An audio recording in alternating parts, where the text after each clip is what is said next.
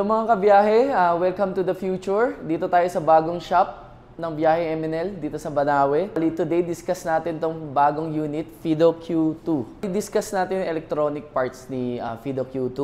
Bali, si Fido Q2 naka-dual hub motor na siya. So, total ng 1,200 watts. Bali, yung front niya, 400 watts. Yung rear naman niya, 800 watts. Then, yung battery niya, naka 48 volts, 26.1 Ah. Ito yun. Removable siya. Then, naka-LCD display na rin siya. Yan. Standard naman ni Fido tong LCD niya. Then, may throttle. Sa throttle niya, integrated yung dual hub option. Yung R and I. Yan. Pag naka-R ka, dual, I, single. Then, ang panel sa LCD, meron na siyang ilaw, brake light, kasama na rin brake light. Then may signal light na rin siyang kasama. Yan. Yan, signal light. Yan. Then may horn na rin. Ayun. Then sa mechanical part naman ni Fido Q2, naka-hydraulic brake na siya. Ayun. Then yung fork niya, may suspension front fork with lockout. Yan. Then yung tire niya, 14 by 2.5 CST with inner tube yan.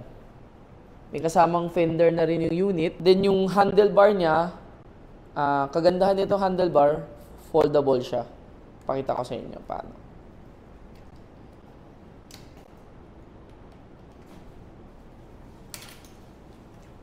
Okay. Foldable siya, so madali mo siya isakay sa car.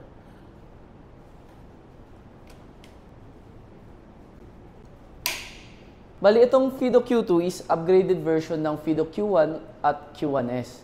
Ano pinagkaiba nila sa Q1, Q1S is ito, naka 14-inch na siya. Then, naka dual hub.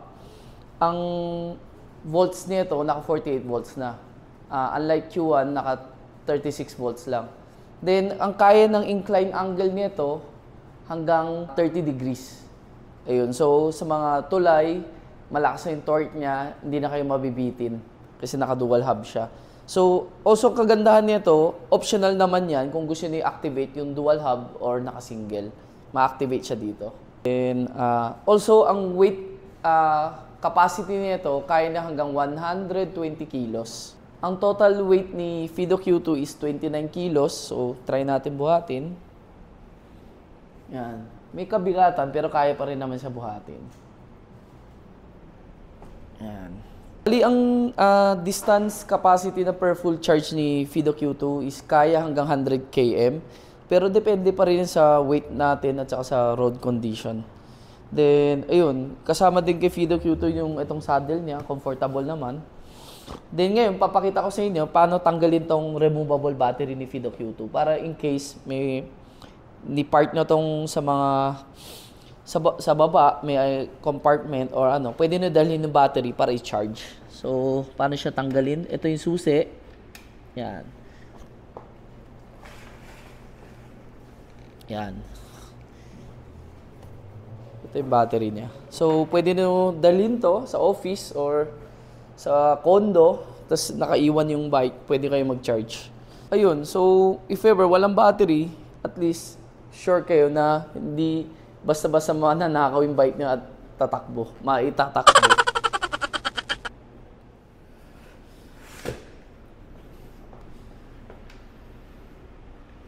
Bali si Fido Q2, pwede ba ito sa ulan? Yes, naka IP54 siya, so pwede siya kahit umuulan. Make sure na lang na syempre wag natin ilubog sa baha. Pero sa mga ulan-ulan walang problema to. Dahil naka-sealed naman yung battery. Then yung mga motor naman niya, safe yan kahit umulan. At saka itong LCD. Bali si Fido Q2, recommended naman siya para sa e-bike to work or sa running errands or kung gusto niyo ng weekend adventure since malayo naman range niya. So pwede kayo mag-ikot talaga. And also, pwede may charge yung battery kahit saan naman, removable. So, sobrang compact and sobrang powerful din nito. So, if ever, pupunta kayo ng out of town, Tagaytay, Baguio, pwede niyo siya isama dahil foldable naman to at saka malit lang siya.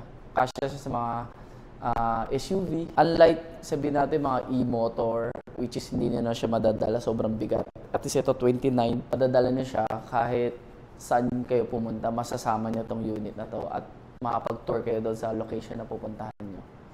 Without yung hassle ng pagdadrive, pagpapark. Oh, nandito pala si Bigilicious. Mag-hi ka naman sa natin video. Hinahanap ko ng mga customer. Bali, ngayon, guys, tatry natin yung single at saka dual hub niya. Malakas masyado to kaya siya taga-buhat ko Yan, bali test natin yung throttle. Yan. Naka-single siya. Yan, try ko yung i-dual. Pindutin ko yung I. Ayun, dual na siya. So, para mag-dual, siya, naka-I lang. Pindutin ko rin R para i-back to single. Tapos, pag i-dual mo, I mo. Ayun, no? Brake. Pindutin yung R. Single na ulit. Okay. Samahan niyo ako, i-test ride natin ito sa Q2 para makita natin yung full performance niya, actual speed and testing. Tara! Guys, bali, test ride na natin si Fido Q2. Ayun. Test natin yung single and dual speed. Bali, itong Fido Q2, naka-unlock na to. So, test natin tong naka-unlock na siya. Yung speed niya, yung performance ng Fido Q2 na unlock version. Okay? Let's go! Ngayon, tatry ko muna yung pedal assist. Tag doon yung 1 speed. Ayan. Bilis na rin, got 1, no? 1 to, tumatakbo mga 25 kph. Single single pa lang to.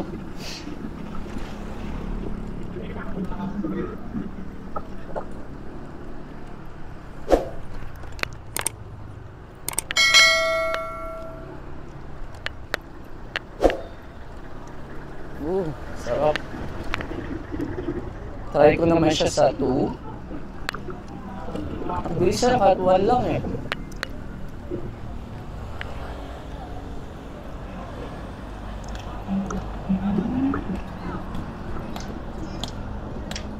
Yan, try natin sa 2.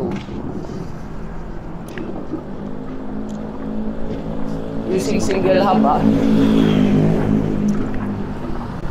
Grabe, 30 plus. Ang bilis.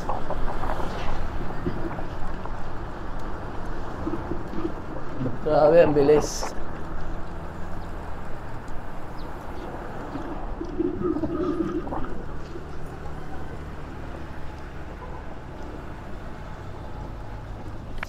Okay din yung riding comfort niya.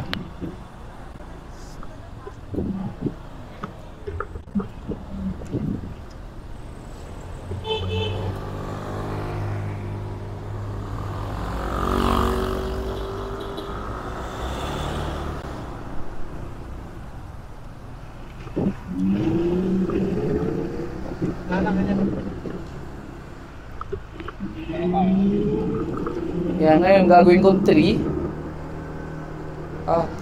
3 na pala yung kanina. Hindi ko napansin. Grabe, bilis ng tumatakbo tayo 30 plus. Kahit medyo pa incline to, tumatakbo tayo 30 plus.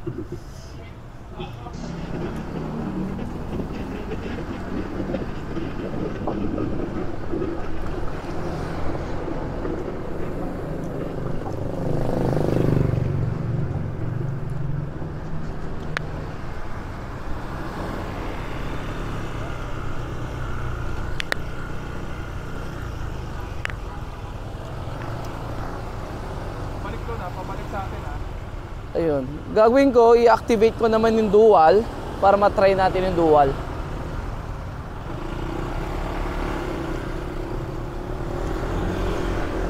Grabe, ibang dual, iba hataw. Ang bilis.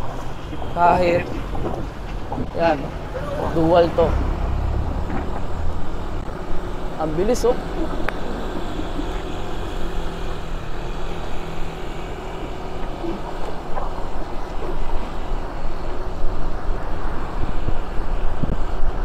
Umabot na tayo 40 plus, oh. Ayun.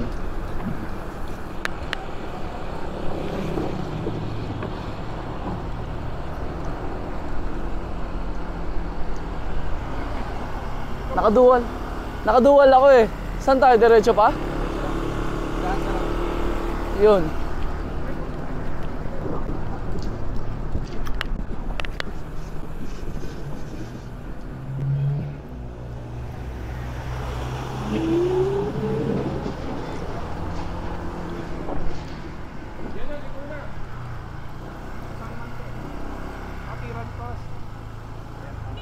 Ano ako, dual hub na 1 lang. Ayan o, bilis.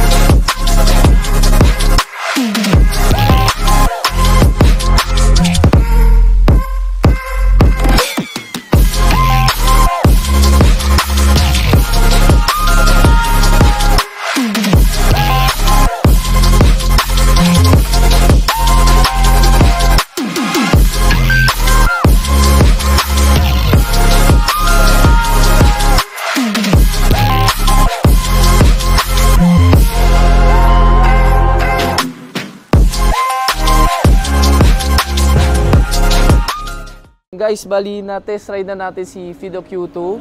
So pag naka-dual siya, dual hub, ang bilis ng hataw, ang lakas ng torque. Then sa tingin ko abot siya ng mga almost 50 kung maganda yung kalye. Siyempre medyo nag-iingat lang din tayo, maraming humps dito. So hindi natin na maximize sobra yung speed. Pero makita niyo doon sa video, umabot siya ng 40 plus ng pigil. So pag hindi natin, kung mas maganda yung kalye, I think mas mabilis pa siya. Then, kagandahan niya, may option ka mag-single. Pag medyo light lang yung ride mo, single ka lang. Then if ever medyo paahon, matarik, pwede na-activate yung dual. Nasa ano naman yun, sa rider's perspective kung anong riding comfort ang prefer niya. Ayun, so optional siya. So sobrang ganda niya, sulit to. So ngayon, ang price ni Fido Q2 is 75k cash discount. So super sulit niya with the specs and dual hub. Ayun. So if gusto niyo mag-avail, visit lang kayo sa Biyahe MNL dito sa 118H Goldland Building, Banawe Corner, Calamba Street. Available for test ride. Follow niyo yung Facebook page namin at saka Instagram. Also, pa-like and subscribe dito sa YouTube channel namin para sa mga future e-bike reviews natin. Ayun. And also, available din kami sa Lazada online shop. Ayun. Thank you guys for watching our YouTube channel. See you in our next e-bike review. Bye.